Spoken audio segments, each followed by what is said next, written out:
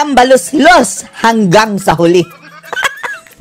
Wala talaga tayong tiwala sa pagmumukhang yan, mga kababayan, ano? Hanggat hindi opisyal na nasisipa talaga itong tambalos-los sa ito, mga kababayan, wag pa tayong magpakumpiyansa. At kung matutuloy man, ha, kung talagang iskerda na ito, mga kababayan, si tambalos-los, alam nyo ba, ha? Alam nyo ba kung sino ang ipapalit nila? Etong si, ano nga bang pangalan nito? Bonji D. Isang, siguro may lahi itong inchik, mga kababayan. Akala ba natin galit sila sa mga inchik? Bonji D, mga kababayan. Nahandpick naman ni tambalos-los, mga kababayan. Diyos ko Lord, Diyos ko Lord, Diyos ko Lord. Hoy, ngag. Ngag. Man up, ngag. Papayag ka ba, ngag?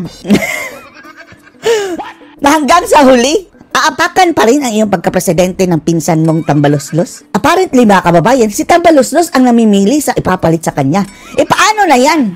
Paano na yan? Paano mapapanagot ang tambalos-los sa iyan, mga kababayan, kung mayroong continuity?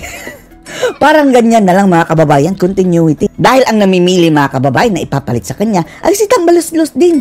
Natural, may mga self-interest dyan, mga kababayan. Pagkakaroon ng utang na loob at syempre, mapagtatakpan ang mga kasalanan nitong sinatamba. At worst, pwede pang mayroong continuity, mga kababayan, sa nauna na nilang ginagawang masama. Panoorin niyo po, ha? Totoo ba ang balibalita na ang susunod na magiging House Speaker ay si Congressman Bonji D? Bonji D? Sino kaya ito, mga kababayan? Parang may dugong inchik, no? Singkit. Apelyido D. DY. Yan ang rekomendasyon ng ating speaker. Rekomendasyon lang pala, mga kababayan, ng speaker. The who are you? Paano tayo magtitiwala dyan, mga kababayan, kung rekomendasyon mismo ng speaker na sinasabi ngang corrupt? Kaya nga natanggal, mga kababayan, dahil sa issue ng corruption. Tapos, magtitiwala pa kayo sa kanyang rekomendasyon? Ha? Eto, BBM, no? BBM. Kung talagang seryoso ka dyan sa paglaban mo sa corruption, maglagay ka ng hindi affiliated ka Romualdez. Parang mag-best friend ito, mga kababayan. Speaker Martin Romualdez. Nirecommend pa ni Romualdez. So, maaring siya ang maging speaker natin sa Kamara. Yan ang pinuploat, no? Paano, mga kababayan, kung pakawala lang pala yan ni Romualdez na siya ang ipapalit? Gayong hindi pa naman final, mga kababayan. Magkakagulatan. Starting today, Congressman. Sayang, no? Yung sana si Tiongco, no? Dahil vocal na yun, mga kababayan, na nakikipag-fight sa corruption. Kaso, umatras na siya dahil para hindi siya mga kababayan, gawa ng issue. Na kaya siya nagkaganyan dahil hayok siya sa posisyon. Mas okay pa siguro yung si Tiongco. Si Tiangco. Malamang, meron kami mga party meetings this morning. Ifa-finalize yung mga planong ganito. Sila pala mga kababayan, nag-decide. Si tambalos-los din. Sa pangunguna ni tambalos-los, mga kababayan, na siya ang ipalit. Ay, nako. Pinatawag kami ng ating Speaker Martin Romualdez at sinabihan niya kami na balak niya nang magbitiw sa kanyang pwesto ngayong araw na to. So, and then, balak pa lang pala, ha? Huwag pa kayo magpakumpiyansa, mga kababayan, baka hindi yan bababa. Rinikomenda niya Although, nagbalot-balot na, mga kababayan, mayroon pang grabe, isang box. Anong laman nun? Safe, mga kababayan. Puno ba yun ng pera? Ang laking box nun. Mga party leaders na kung pwede, iboto namin si Deputy Speaker Bonji D. Alam na this, mga kababayan, no? Kinampan niya. Baka continuity lang din yan sa ginagawa ni Romualdez, mga kababayan. Kapag yan, mga kababayan, ang ilalagay, andyan pa rin yan sina Abante, sina JJ Suarez, mga kababayan, naghari-harian.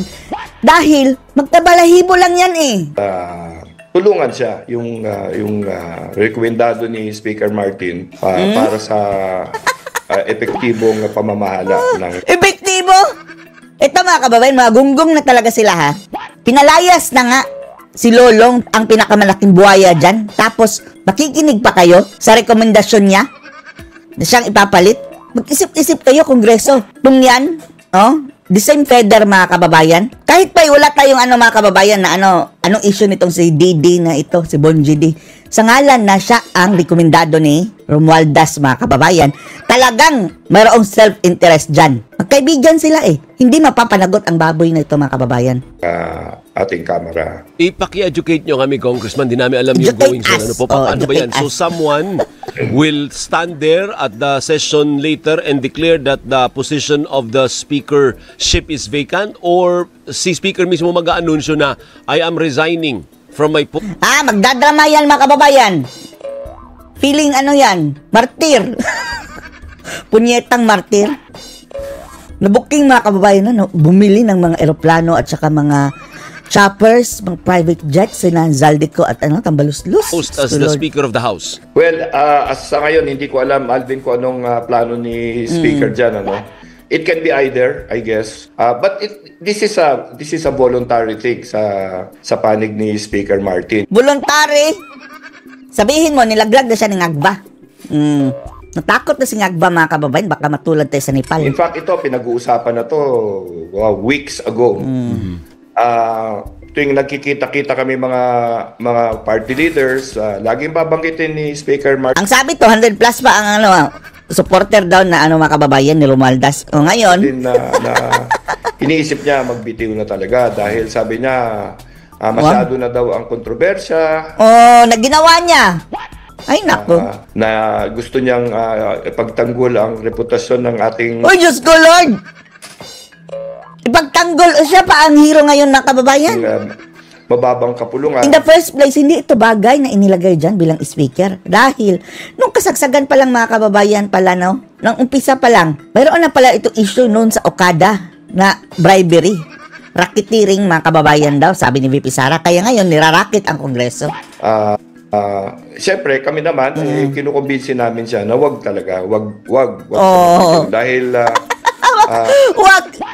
Dahil, binubusog mo kami, baka magutom kami sa next speaker. Sabi ni speaker, eto na lang, magre-recommend na lang ako ng magko-continue sa aking mga nasimulang mga magaganda. Magaganda ha, para sa kanila.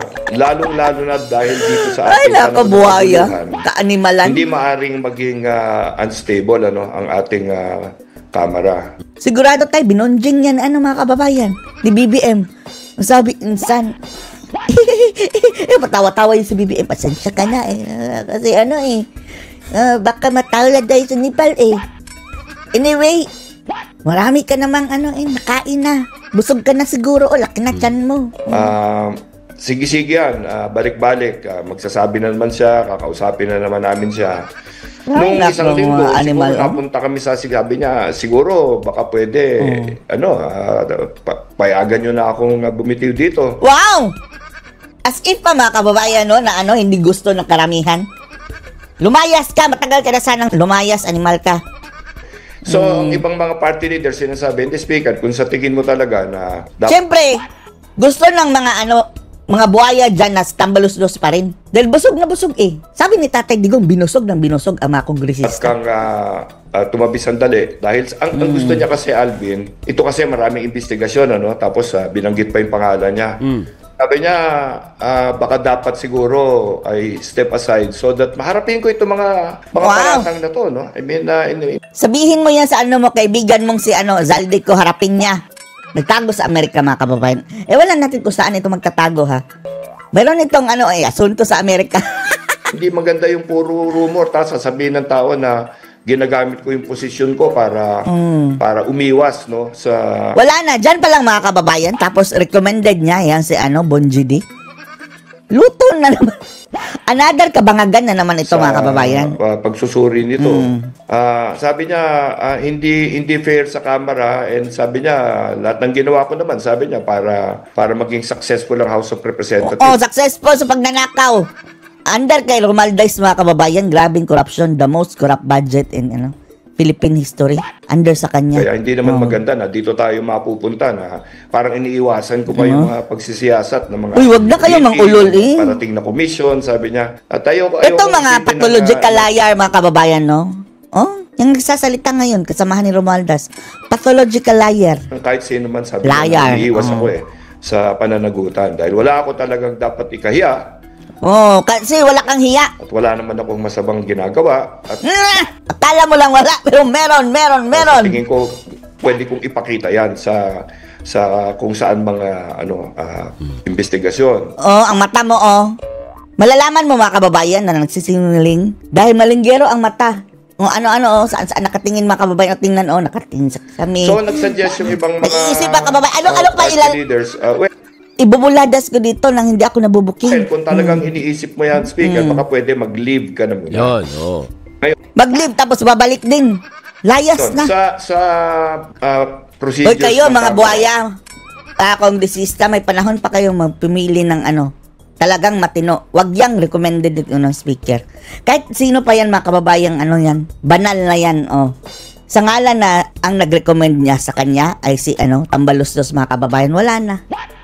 Wala na tayong aasahan. Binigyan na kayo ng tsansang i-redeem anyong mga sarili, mga tawag na nga sa inyo sa ng mga tao, mga buhaya, kayo mga kongresista. Tapos, papayag kayo nang iluluklok ng pinakamalaking buhaya mga kababayan ang ipapalit dyan.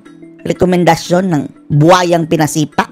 Pag ang speaker ay nag-sick leave, whatever leave, yung mga deputy speaker mamimili ng isang among themselves na magiging OIC or acting speaker, ganun. Tuloy-tuloy pa rin yan. Kung ganyan, magli-leave lang. So today, Hindi pa natin alam mga kababayan, baka ganyan ang mangyayari mamaya. Kaya wag pa kumpiyansa. Talagang dapat bantayan ito mga kababayan. Sige, kung hindi kayo bababa at ipagpipilitan nyo yan, hindi matitigil itong mga rally-rally mga kababayan. Baka matulad ka sa Nepal ha. Sabi ni BBM, I don't blame them. Kung hindi daw siya presidente mga kababayan, kasali daw siya sa rally. Sige. Ako akala ko gano'n ang naging pasya na tinatanggap na ni Speaker yung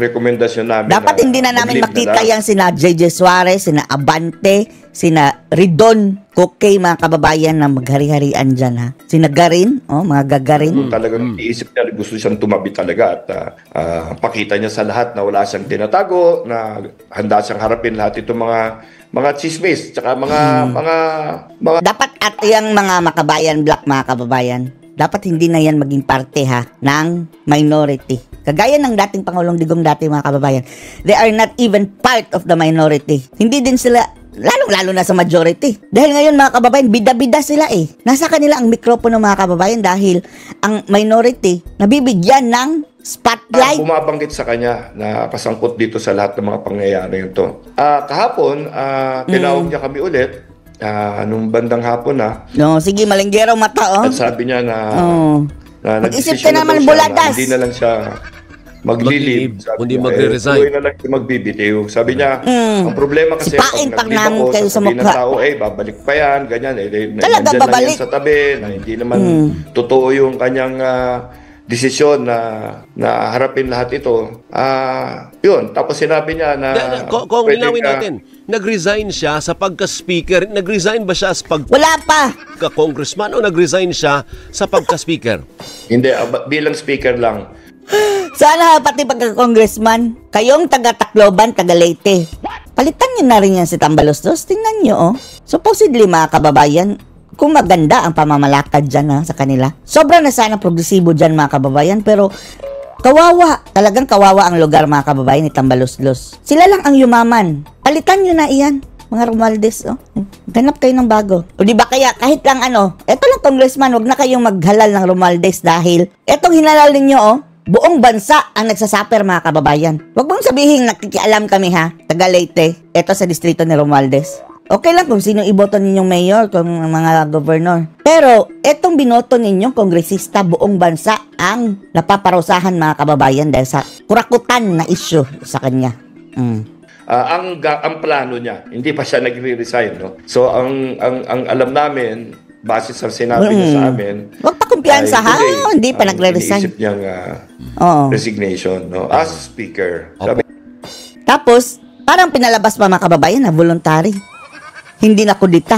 Diyos ko Lord. I can still naman be a congressman. I will continue, sabi niya. Huwag ka nang mag-congressman. Baka mag-pack up na rin ito ha. Bigla ito mawawala mga kababayan. Nga yan, sabi niya. Medyo pwede ko nang tutukan yung district ko talaga na... Oo, distrito nyo Meaning, hindi pala natutukan. Kawawa Yan ang inihalal ninyo. Supposedly, kayo ang priority. Paano? Ang bulsa siguro ang priority ng mga kababayan. mamalagi ako doon, parang ganyan. Pero pwede din na may ibang tumayo dyan at kumandidato sa pagka-speaker. And you're saying, Boji D has the support of many parties in the House of Representatives. Alam mo, lahat kami, we are supportive of Speaker Martin. And yan ang request niya sa amin, na suportahin si Deputy Speaker Boji D to So, to assuming go pala up ito, mga kababayan, na si Boji D na ang next. Ngag! May panahon ka pa, Ngag, para harangan niyang, recommended ni Tambaloslos. Kung talagang seryoso ka. Kailan baka biglang mag-kandidato din yung congressman namin sa Bacolod, si Albi Benitez, o di kaya si Frasco, si Lagot ka mamaya. Si Tambaloslos ang may-ari ng DZMM. Sige, kultahin mo ang amo mo. Frasco ng Cebu. So wala yan. Ang mananalo dyan, si Boji D. Sa palagay ko. Kasi karapatan siyempre ng sino man, tumakbo ng speaker. Pero siyempre kailangan yung majority ng Kamara ay nasa panig mo. At sa tingin ko, dahil nga na hiniling ng speaker... Wala ito mga kababayan. Mamamayagpag pa rin yung mga hudas sa Quadcom, Tricom. Dahil bata pa rin ng Tambaloslos ang maghawak, mga kababayan. Nagpalit lang yan ng itsura, tapos baka ganun pa rin ang kalakaran dyan. May mga party leaders na tumulong kami kay Deputy Speaker Boji D. Ang mangyayari nito, mayroon naman tayong patatabain, mga kababayan, siguro. Dahil wala na, oversize na si Lolong Papalitan ng patatabain na naman. Minimiting for the next 3 years. namin yung aming mga miyembro. Ako kahapon. The same, At saka mamaya ulit, magkikita-kita kami. Sa hanay pa rin nila. Usapan namin ito. At sa tingin ko naman, wala naman sigurong problema na si Deputy Speaker Boji D. Mayroon problema. Handpick ni Tambaloslos yan Pinalayas na nga siya, tapos siya pa ang mamimili, mga kababayan, ng ipapalit. Ano kasi ni swerteng animal ka? ay maaaring pumalit kay Speaker Romualdez. Anong partido nun, Congressman, ni Boji D? Yan ba yung sa Partido Federal? Kapartido ng Partido bangag. Federal, si Ayun. Deputy Speaker So- Boji D. So kapartido niya ang presidente? Yes. Okay. And he has the numbers as far as you know? Yes, definitely. Okay. Sige. So Definitely what happens now to Speaker Romualdez? Pag ganyan, Kulong na yung yan. parang lalayo muna siya sa limelight. Focus siya sa Paano yung mga nasayang na pera? Thank you na lang. dito niya sa Leyte. At sa pagtutok sa mga paratang sa kanya at sa Kamara. Talagang demolish na ang kanyang mga kababayan, no? Pangarap na maging presidente. Siyempre, alam mo, 3 taon na siya speaker at 3 taon na lustay, mga kababayan. Pagsasayang ng pera. alam naman taong natin bayan. puro paratang at Puro paratang, Andyan na sa GAA. kung anong mga akusasyon ang laging itinapon sa Kamara, no? Yung recent natin, yung nagmula nung Enero, na sinasabi na yung mga insertions, mga budget insertions, O sige, i-deny nyo pa. I-deny nyo pa. Eto, mga kababayan, anong ginawa kaya nito sa Korte Suprema, no? Parang naging wala nang action. In action, mga kababayan, ang Korte Suprema dito sa mga petisyon na ito. Dito sa pinagagawa ni Romualdez sa insertion at mga blankong JAA, ganyan. Wala pa resulta sa Korte Suprema. Ngayon, nalaman na natin na hindi pala siya yun. No? Wow, hindi pala siya yun. Natawa. Ika nga, wala talagang mangyayari dyan, mga kababayan, kung hindi pinapayagan ng speaker. Sabi ni Kiko Barsaga. Wala pala siyang kinalaman doon. Wow, wala Pero kinalaman. Speaker kasi yun, ng Ang linis. na Alvin. Ang linis, Kaya mga kababayan, walang dahil, kinalaman daw. Talagang hindi lang handa, kundi pinakita niya yung kanyang kapasidad magsakripisyo. Wow, sacrifice. Sa Kamara at Ay, para sa nako. Kongreso as a whole, including Ipako ka namin sa krus kung gusto mo magsakripisyo. Tambaloslos. Lubusin mo na. the Senate as well, no, and siyempre the President na sinasakripisyo na lang niya yung sarili niya, tiniis na lang niya Wow, lahat ng ang bait! ng mga Ay nako, ang biktima talaga, no? Siya talaga daw ang biktima. pambababoy, no, Baboy ka naman talaga. Hybrid nga. Baboy at buhaya. sa social media dahil Hindi ang lang social nasa isip media. niya Pati sa talagang mga tao, mga kababayan, magtanong ka. Baboy ang mga tao sa kanya, buhaya. Itatanggol niya yung mababang kapulungan at saka yung ating Pangulo. Opo. Kaya Bakit sinipa siya ni Bangag? nalulungkot Si Bangag din mga kababayan, pumayag din na yan ang ipapalit. talaga Diyos ko, kami Lord. lahat. Hindi madali para sa amin tanggapin itong No, desisyon talaga niya. dahil magugutom kayo. Ngunit- Pero wala natin kung magugutom pa rin sila mga kababayan. Tuloy-tuloy pa rin yan siguro. Handpick ni Tambaluslos Sinabi niya na pinag-isipan niya ng matagal ito at alam naman namin na gano'n na nangyari dahil sabi ko nga sa'yo, siguro 3 linggo, mahigit na to na pabalik-balik yung kanyang mga kaisipan dyan sa ganyan. Pero nalungkot tingin ko lahat ng party leaders kahapon. At hanggang ngayon, Oo. medyo nandiyan pa rin ang Dahil, medyo pakiramdam booking na kayo sa inyong sana hindi kabuayahan. nakarating dito sa ganito. Yan. Pero kung Hindi yan makakarating sa ganyan kung on the first place hindi yan inilagay ni Bangag dyan. Paano no? Kung si Marcos mga kababay, Sandro Marcos ang ipapalit, wala na, naloko na talaga. kung magre-resign man si Speaker Martin Romualdez, hindi ba kayang pabalikin din ng liderato ng Kamara si Congressman Zaldico? Alam mo, may nagbulong sa akin, wala naman daw sa Amerika kung nasa Europa daw. Wala daw sa US. I don't know kung totoo. nag-transfer na. Alam mo naman, ang daming bulong-bulungan. Ano po? Hoy, best friend yan, ang may-ari niyang DZMM, ha? Baka masipa ka dyan. Si Romualdez na pala ang may-ari ng DZMM, Teleradyo, at shares ng ABS-CBN, mga kababayan. Marami na rin siyang shares dyan. Hindi ba kayang pabalikin ng liderato ng Kamara si Congressman Zaldico at harapin niya rin kung kayang harapin ni Speaker ang akusasyon, di dapat hindi din siya How sure are you na haharapin yan, speakership? Balutot. Malay natin, tatakas yan. O di ba kaya, gagawa sila ng issue mga kababayan para makalimutan ito si speaker. Tingnan niyo si Torre. Nakalimutan na mga kababayan, dapat pang panagutin. Yan mga kababayan, gagawa lang sila ng issue para makalimutan ng issue ni Tambaluslos. And then, wala na. Thank you na lang yung mga nakurakot siguro niya mga kababayan na inakusa sa kanya. Yes. At matapang niya ring harapin ang mga akusasyon laban sa kanya. Well, desisyon nila yan, nasa sa kanila. Paano si Barbers? Ang bagong speaker at speaker. Short-lived ang kanya pagiging speaker of the speaker. Pero alam ko kasi, yung opinion ng karamihan ng mga party leaders ngayon, dahil ito na, parating na yung parating na ang another na investigative commission na gustong itatag ng ating Pangulo or tinatag na. Tinatag na. Hindi, dahil baka dadala pa ng panukalang batas para sa ilang mga tama. features ng no. So ang alam ko, yung Kamara ngayon, parang ang iniisip is tama na to, tigilin na lang. At lahat ng findings ng Kamara ipasa na sa investigative commission. Para again, wala nang masabi yung ating kababayan kasi siyempre maraming nababanggit na mga congressman diyan.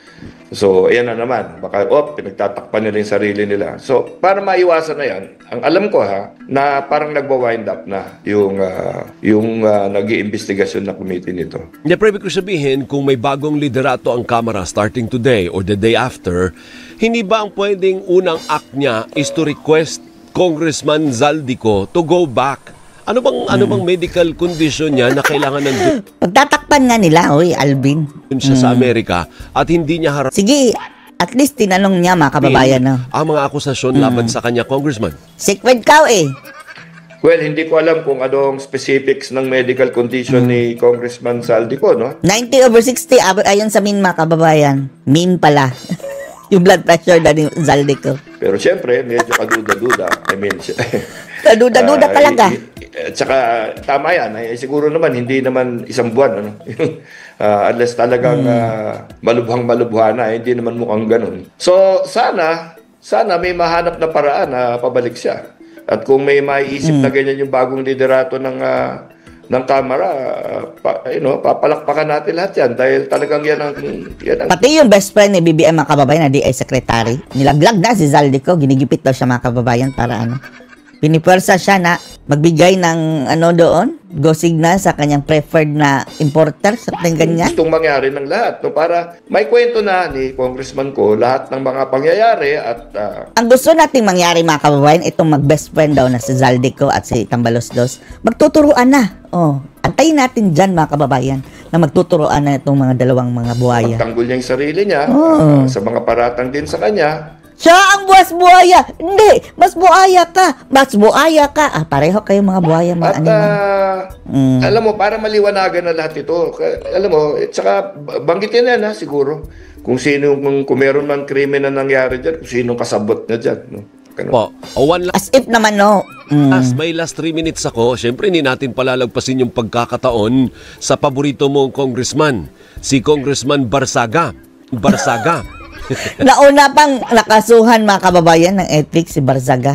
Yung batang Barzaga, mga kababayan. Kaysa dito sa mga talagang ang akusasyon, buong bansa ang kinurakot, mga kababayan, ng budget ng buong bansa. Nagsalita din pala kahapon, Congressman Ronnie. Sabi niya, Sabi niya, meow, meow, meow, meow. sabi niya, nire-respeto ka raw niya dahil magkaibigan kayo ng tatay niya. Hindi ba? Pero patutuluyan ba? Itutuluyan ninyo yung ethics complaint laban sa kanya? Wala na si Tambaluslos eh. Sa tingin ko, Alvin, alam mo, sunod-sunod na malulungkot yung pinag-usap. Oo nga eh. Pati itong kay Representative Kiko Dapat lang naman i-call out ni Barsaga, mga kababayan, ang mga kabalastugan dyan sa kanilang hanay. Barsaga. Galit sila. He's, I think, 26 years old. Batang-bata. Apo ako. Sige. Baka mag-revolusyon yung Gen Z. Mas mabuti nga, mga kababayan, ang ilagay dyan, palitan na yung mga matatandang yan. Corrupt at its core na. Talagang nasa buton na, mga kababayan, ang pagiging kurakot. Palitan yung young blood, yung mga idealist, mga kababayan. 26 years old. Malungkot na ginagawa ko to, lalo na sa anak ni Kong PD. Si Kong PD Barsaga, yung ama niya, kasama ko sa nag-umpisa dito sa NU. Palibasa, tutak ka ni Tambaluslos. Kaya nyo kakasuhan. Umanaw na, alam mo, 2 taon na may sakit siya pabalik-balik sa ospital. Alam namin na ganun yun. So, siyempre, medyo... And then, mga kababayan, nung namatay ang ama ni Barsaga, Kiko Barsaga, sino ang nag-overtake? Kinuha ni Tambaluslos, mga kababayan, ang distrito. Tapos, siya na ang nag-control ng pondo, mga kababayan. At ang sabi ni Kiko Barsaga, kung kailan nag-take over, mga kababayan, si Tambaluslos sa kanilang distrito dahil namatay ang kanyang tatay, si Tambaluslos sa mga kababayan, lumobo ang pondo daw sa flood control and then bumaha. Yung time na rin daw yung mga kababayan, grabe na ang pagbaha. Mahaba yung aming panahon na nag-aalala kami sa ama ni Kiko, no. And then ito naman nung pumanaw na na-desisyon na. Ano bang ginawa ni Kiko? 'Di ba? Ano lang naman, mga kababayan? Hindi naman 'yun kasampa-sampa ng kaso. Basta talaga makakanti ito si Tambaluslos. Ito mga tuta niya, mga kababayan, mga buhaya. Kukuyugin yung kukontra. Media na ilaban siya diyan. Siyempre, tinanggap naman namin. Ako nga pumirma ng kanyang Certificate of Nomination and Acceptance, yung kona niya. No? In fairness, yan si Kiko Barsaga, mga kababayan, solid Duterte pala yan right from the start. Akala natin mga Gen Z, di ba, sa karamihan ng mga Gen Z, mga kababayan, maka-pink. Yan, solid Duterte. Sila na lang magpaliwanag, kasi ayokong idiin-diin yung mga nasabi ko na. Hindi ba pwedeng kung hindi ba pwedeng ipasok mo na lang siya sa kwarto, pagsabihan mo na para ikaw yung lolo, siya yung ako. Kasi siyempre pag bata pa, baka hindi pa masyadong alam yung ginagawa, po. Hindi ba pwedeng ipasok siya sa kwarto at Ayaw! Gusto nila kasuhan talaga. Mo na lang at lecturean mo kung ano ang dapat akto ng isang congressman. Okay, ginawa ko na yan, Alvin, nung ang araw na nag-press con siya. Bago siya nag-press ayaw talaga nila dahil gawin mo na lahat, huwag mo lang idamay si speakership. Press con ako yung kausap niya ganun. Mga 1 oras kami nag-uusap din at ganyan yung Mali ba yung sinabi niya, mga kababayan, ang dapat imbestigahan ay speaker at si Zaldico? Yan, sinampahan ng ethics and complaint. Pag-uusap ko sa kanya. Sabi ko, isipin mo yung tatay mo sana na baka hindi niya gusto yung iiwanan mo yung partido na hindi ko naman alam anong dahilan. Paano hindi iiwan? Kurakot kayo. Andyan yung pinakamalaking buhaya dyan.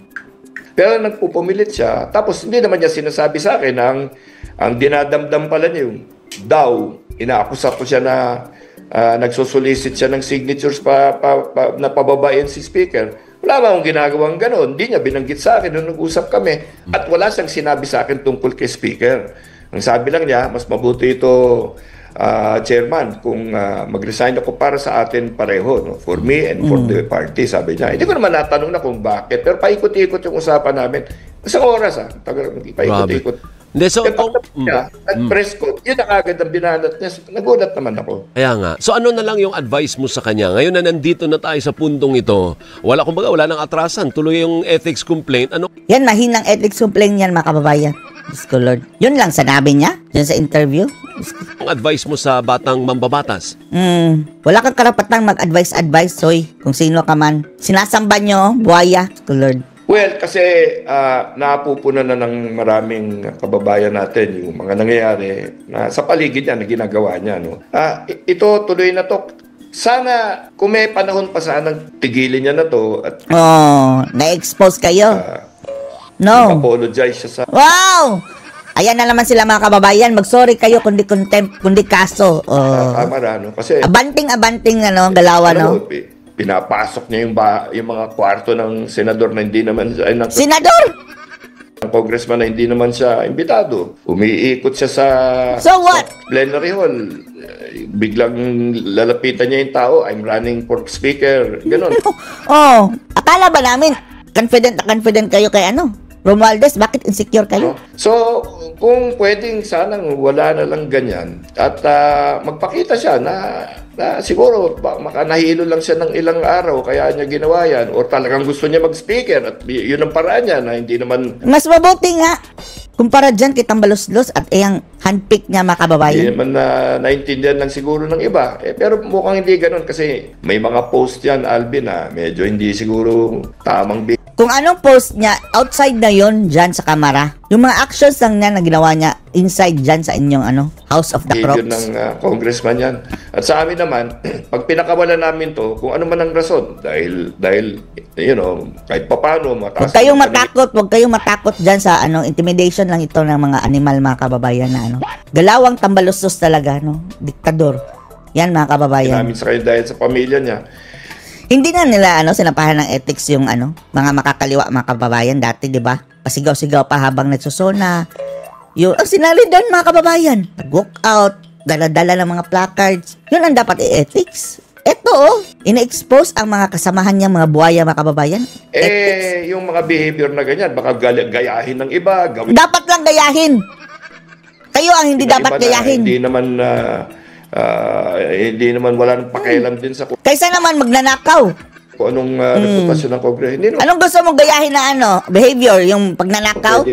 We have to establish standards of behavior. Standards of stealing. Tsaka alam mo, congressman kami, yung mga buhaya kami. Standards of behavior namin. Ay, pagnanakaw. Yan ang gusto mo? Nasusundin niya? Diyan na kami sa meow. Or higher. Basta hindi lang nagnanakaw. What are expected of the normal people, gano'n. Sige po. Thank you, Congressman. Maraming salamat. Lumayas ka! Buti naman. Ano masasabi niyo dito, mga kababayan? Post your comments below.